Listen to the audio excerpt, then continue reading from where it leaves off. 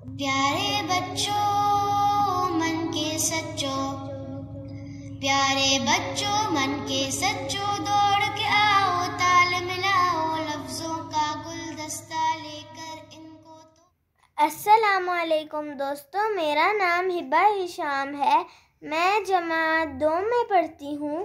آج میں آپ کو ایک کوے کی کہانی سناؤں گی۔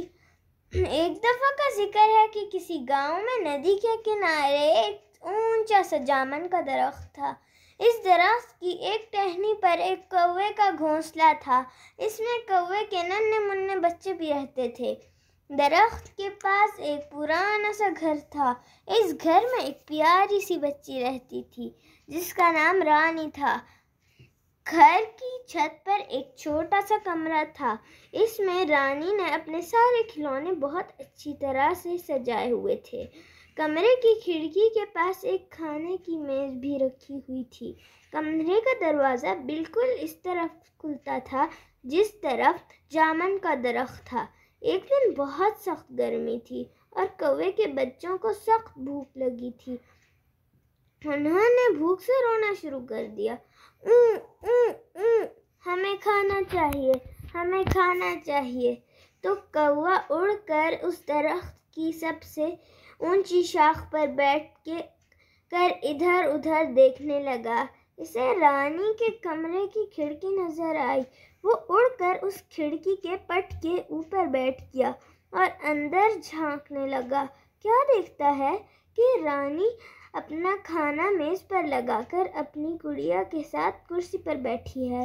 رانی نے جیسے ہی روٹی کا ایک نوالا توڑا، کوے نے ایک چھلانگ لگائی اور وہ روٹی کا ٹکڑا رانی کے ہاتھ سے چھین کر لے اڑا۔ لیکن جیسے ہی وہ کھڑکی سے باہر نکلا، اسے ایک بلی کی آواز آئی، میاؤ میاؤ۔ ڈر کے مارے کوے کی چونچ سے روٹی کا ٹکڑا چھوٹ گیا اور وہ خالی ہاتھ واپس چلا گیا۔ جب رانی نے یہ سب کچھ دیکھا تو اس کو کوے پر بہت ترس آیا۔ اس نے سوچا کہ اس کوے کے چھوٹے چھوٹے بچے بہت بھوکے ہوں گے۔ رانی نے ایک روٹی کے چھوٹے چھوٹے ٹکڑے کر کے چھت کے ایک کونے میں رکھ دیے۔ ایک پیالے میں نل کا ٹھنڈا ٹھنڈا پانی بھر کر رکھ دیا۔ کوے نے جب یہ دیکھا تو وہ بہت خوش ہوا۔ وہ اڑ کر وہاں آیا، خوب پانی پیا، روٹی کھائی اور اپنے بچوں کے لیے بھی لے گیا۔ اس کے بچے بہت خوش ہوئے۔ یہاں ہوتی ہے ہماری کہانی ختم۔ خدا حافظ دوستوں۔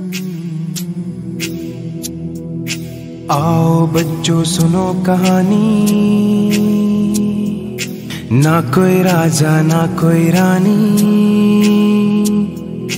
آؤ بچوں سنو کہانی، نہ کوئی راجا نہ کوئی رانی۔ چڑیا اس میں